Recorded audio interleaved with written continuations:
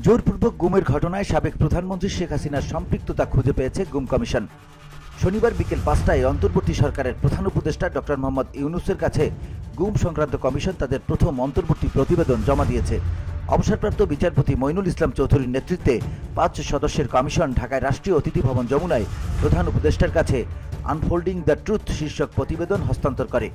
মানবাধিকার লঙ্ঘনের জন্য দায়ী অভিযুক্ত করে র্যাপিড অ্যাকশন ব্যাটালিয়নকে বিলুপ্ত করার সুপারিশ করেছে কমিশনটি।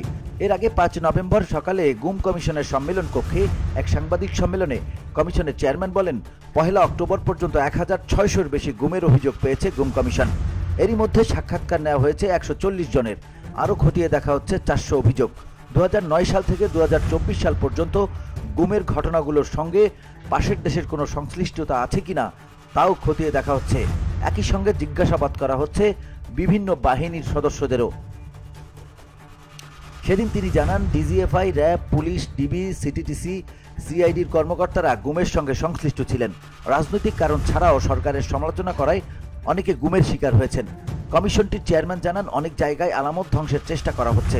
সবচেয়ে বেশি গুমের ঘটনা ঘটিয়েছে র্যাব, যার সংখ্যা ১৭২টি। VOD Bangla news desk.